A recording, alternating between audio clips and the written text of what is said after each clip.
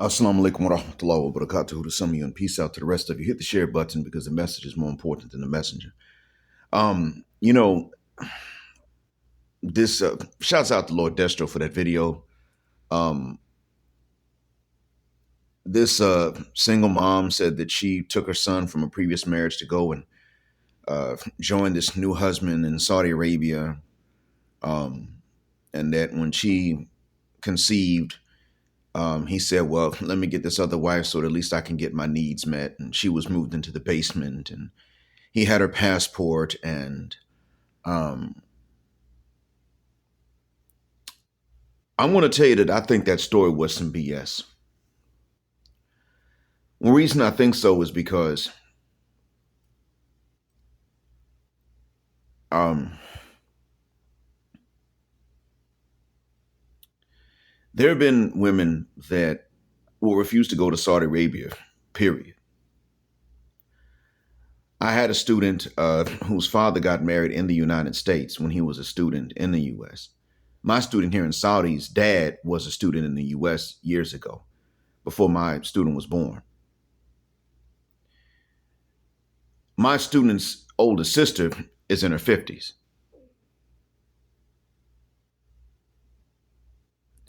She still has the same last name.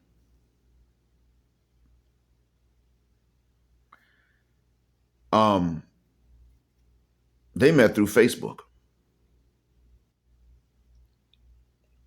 And that was how she was able to get in touch with her dad again. By coincidence, because their last name is unique, she said, look, I want to know more about your last name. And he said it's a family last name, but it's not that big a population anymore. And he explained where he was from. He's from Jeddah.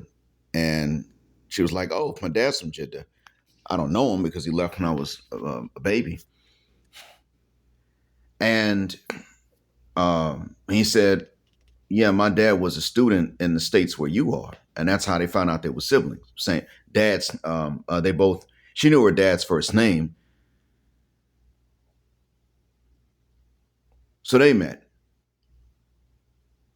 And then when she went to visit her father and her brother and other siblings later on, she found out that her dad didn't leave her. Her mom left. And I don't even think her mom hid this, actually. Her mom left dad because while she was willing to marry him when he was a student, he had to go back to Saudi Arabia when he was done learning. When he finished with his education, he had to go back to work. That's how it worked there. The scholarships had that condition to them. It probably still does. So according to the conditions of the scholarship, he now had to uphold his end of the bargain and go back to Saudi and work. He was going to have a good salary anyway. She was like, I'm not going back to live with camels and deserts and all that stuff. She didn't understand that this man came from a rich family because he didn't brag about that. He didn't lead with that. So she never learned that. She disappeared with the baby.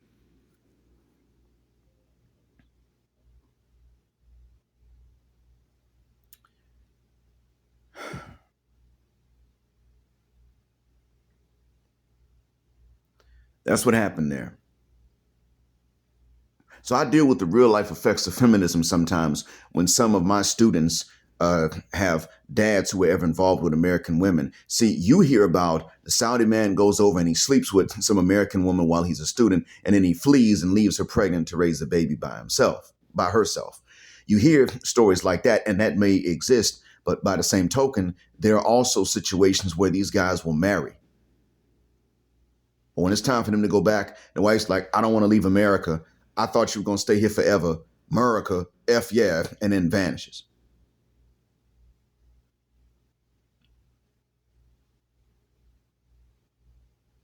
That's what wound up being the case.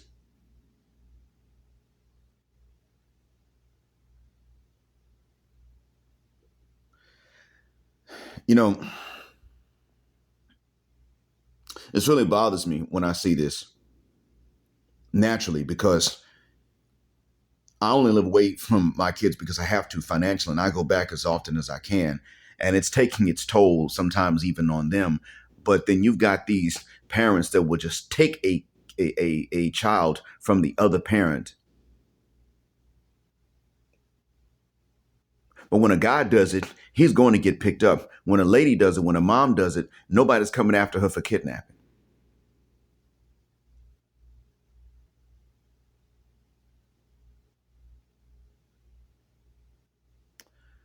And that's not all either.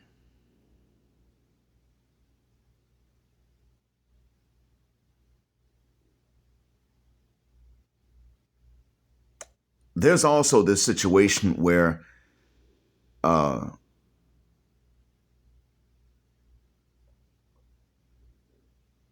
you also have this notion of lying. See, these sisters are making up these stories sometimes. Sometimes they make up these stories, and these stories fit a particular stereotype that I know is not true. I live here. I've been here for 10 years plus. Now, if you go into these Bedouin villages, these little small towns where they're real dumb, and if they're not, they pretend to be. But that is a problem there. Where they used to stab teachers that didn't let people cheat, that was also a problem there. Yeah, that happened. You go into places like this, and maybe a man from Bangladesh riding his bike to and from work might have rocks thrown at him from the street by little kids. That might be the case. By the same token, these kids will throw rocks at, the little Bedouin kids if their parents don't supervise them, and there are parents here that don't really supervise their kids. I've seen 5-year-old kids walking barefoot at night with cigarettes, smoking with cigarettes. I've seen that. And some of the other people will point at them and they can say, I know that kid's last name.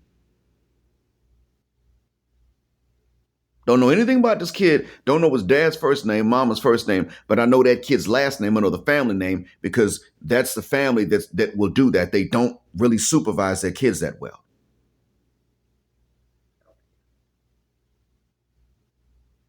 I've sat up and I've seen that type of thing happen. And those kids also can be rough and they will do dumb stuff like this. I've been in a car that was driven by a taxi driver from Pakistan. And this little kid took his sandal and hit the car as it passed by.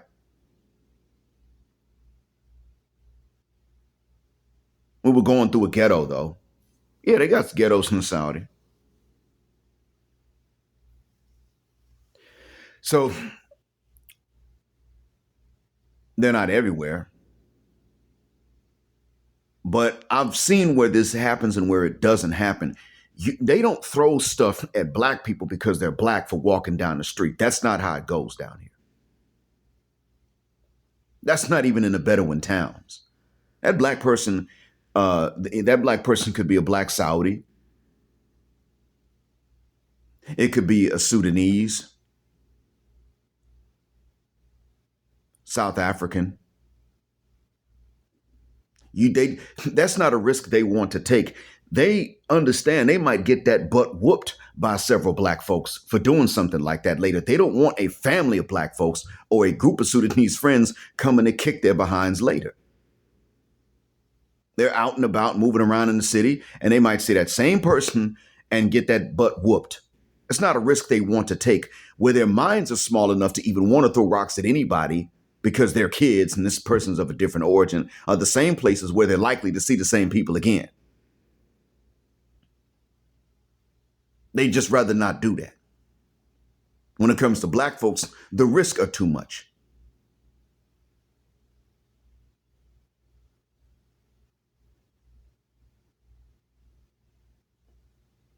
So I don't believe that her son had stuff thrown at him because he's black and he walked outside, the color of his skin.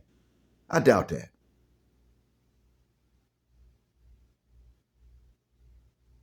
What I think was the case was that she went over there with a son from another marriage.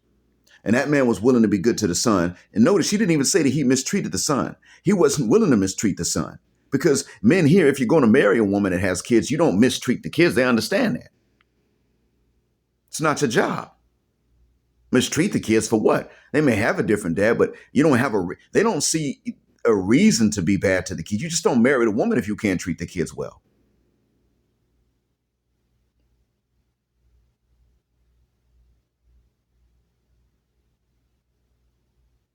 So I think that he married her, took her seriously when others would have said, "I'm just not going to marry her." Now, they don't wouldn't blame they're not going to blame a lady who has a kid from a marriage. It's a marriage. They'll hold it against a woman if she has a child from fornication, yeah, but just from a marriage, no, they wouldn't blame her. If they don't want to marry, they don't marry her.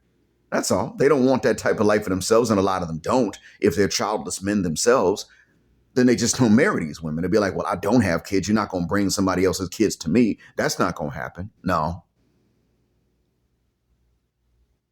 Nobody batted an eye when I was willing to consider marriage to women that had kids because I was already a father. They didn't bat an eye about that. They'd ask me, but they didn't bat an eye. I'm like, I got kids. So I married a woman with one son and I got kids. That's not a bad deal for me. That was the way I viewed it. Nowadays, it's different. Now you give me a Western woman with kids, I still wouldn't, because the difference is I know that Western woman would not consider me if she did not have any children. And I don't have to do anything wrong. I don't have to have bad game, none of that. I've been removed all of these things. Just like every other man has to learn to do. Removed all of that. And any game goofy things I've gotten rid of. At the end of the day, it just came down to they were stuck on the same few guys. But this is what really I really imagine being more likely the case. He was good to her, even though she had a kid. He did not have any. They conceived. She didn't want to give him none because she's pregnant. He said, okay, well, polygyny is legal for this reason, but it's not easy. So you up here married to me, I'm taking care of you and being good to your son from another marriage. And then you don't want to give me them draws because you're pregnant. Okay, fine. You're going to get some help. So you're going to be here in the basement while I fix these other 2 floors. And then when we're done, you got 1 floor, she's got another. We'll do it that way. And she was like, oh my God, I can't believe this. I'm supposed to be able to do things that I would never tolerate being done to me and get away with it. And that's what it's supposed to be like because you're the man. I can't believe you fighting back.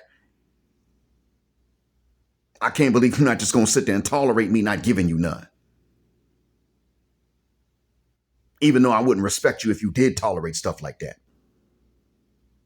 And the cultural issues came out because her culture is inferior when it comes to marriage, definitely. I don't think much of Saudi culture or white American or black American culture, when it comes down to marriage and family, Saudi culture is superior a little bit. We already know our culture is designed to fuck families and split them. That's what it's designed to do because boom, Shika runs the culture. And so that's what happened. I don't even think that he kept the passport. I think that's just when she got the nerve to finally leave.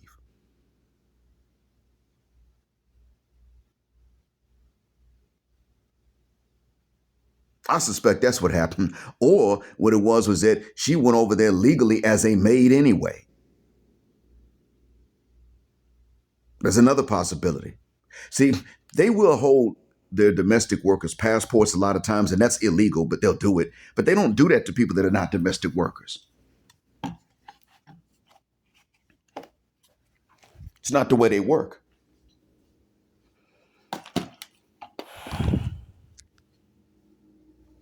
The enforcement apparatus here might not hold them, may not enforce that rule that much when it comes to domestic workers. Some of them will steal and make off with stuff and try to escape with jewelry or something like that because they have access to it. They may try to do that. So enforcement here is not that strict, but a wife. So you held your wife's passport against the Supreme Court ruling of 2012. You know what? You about to catch this.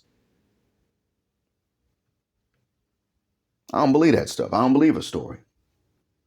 Nobody here wants to do wrong to us because we're black. They don't want to marry black people if they're not black. They don't want to bring black blood into their lineage, but they don't have this notion of let's just throw rocks at them because they're black. They might do that. Kids might do that to somebody from Bangladesh. And that's still wrong. But I'm saying that they're not doing that to black folk. Here, being black is not the worst position you can be in. Yeah, that's not the case. You can make a black man angry saying, "Oh, I thought you were from India." What did you say? And this is with no hatred for Indians.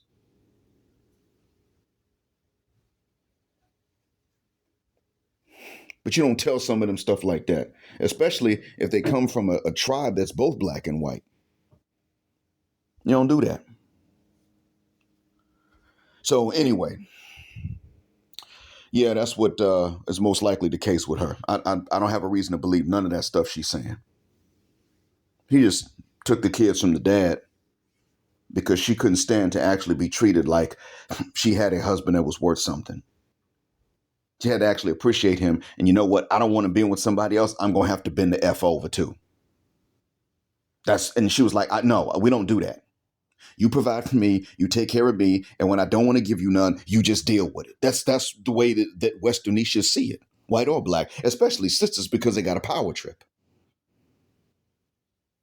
And she tried to do that with a non-black man, and he said, "Oh, hell knuckin' foe." Because I've had men here, now these are men from villages, but I've had men here say, if my wife don't give it to me, I will pin it down and take it. That's not illegal here within the marriage. And now if the wife can pull that off for the husband, she can pin him down and take it too. But she can pull it off.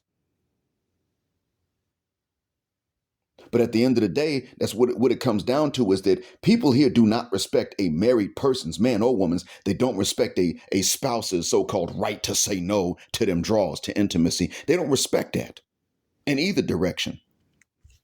Women don't respect a husband's right to not be intimate. They'll leave him for that too. It's actually the most common reason that women file for divorce in Saudi Arabia. At least it was in 2014. I haven't read any stats since then, but yeah, there was an article in Arab News. Saudi husbands get the boot for not giving up the booty.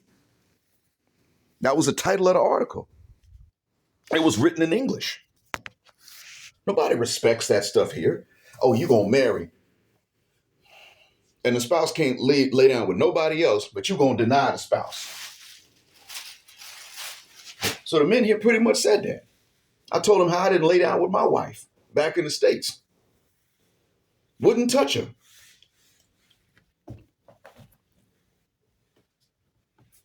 Didn't want to hear her excuses for the one time she said no, didn't care what her excuse was. When she later on tried it, I was like, no. You could say that that's petty, but I mean, so damn what? What would a wife do? You sisters know how y'all get, so I don't feel a guck. And they were like, wait a minute. So when you went back to visit your daughters and you saw your wife, you didn't, nope, did not. I gave her one goodbye hug, and that was the last time I touched her. Because I was saying goodbye, I ain't gonna see you no more, except to pick the girls up or to drop them off. This wasn't about hatred. It was just strictly about, that's the route that she took. And it's not okay to do that. But they were pretty much saying, well, why didn't you pin it down and take it? And I told them, even if you're married, that's illegal in that country. Plus, it's not worth that kind of fighting and struggle. I swim, I lift weights, but I don't, well, I did back at that time when the gym worked, but I don't sit up here and fight with women to get something that they want anyway. If more men did that, these women would intentionally go and get diseases just so that when the husbands pin them down and take it, the husband would pick a disease up. They would do stuff like that. I'm not falling for that. So I hoped that I was going to do something like that. And they pretty much said to me, this is back in 2015, we had this conversation. They pretty much said to me, damn, your women are evil. And I was said, yes, yeah, they are. Yeah, they are terrible. They are diabolical. And you keep this in mind the next time you all tell me you want me to help you marry some German or some American, some other Western woman. You keep that in mind. Black, white, it doesn't matter. You leave them broads alone, especially the wide ones. Because back then, I still had some of that pro-blackness in me. I have it now. But back then, I still saw black women as victims who were reacting instead of seeing them as just outright hateful towards black men and non-white men in general. Back then, I actually believed that black women saw white men as being weak and didn't really want them that much either. How stupid I was. But hey, sisters are very deceptive, as we're now finding out. So, and we're seeing that in this case, because this woman was not married to a black Saudi. She would have said he was a black Saudi if he was. No, she married a non-black Arab man that took her seriously, even though she was a black single mom. He took her seriously, and this is what he got for it. That man's going to pretty much say, he's either going to say don't marry no black woman or don't marry no Western woman. He's going to say one of them. He might wind up saying both. I'm going to tell you this right now. He ain't going to mess with a Western chick again, and he ain't going to mess with a black woman again. And if sisters are his type, there's some guys like that. But if sisters are his type, I bet you his family questioned him about it, and he's not going to go through that questioning again. So in any case, I hope that what I've said is a benefit. Thanks for listening. As always, black heart, black mind, blackout. Assalamu alaikum, black heterosexual, non-select male power because they don't like it. Black patriarchy until extinction of judgment day. Thank you for flying with us again here on Jet Black Airways, where the phrase jet black's also a verb. Keep jet black with us till the wings and the wheels fall off. Gender, justice forever.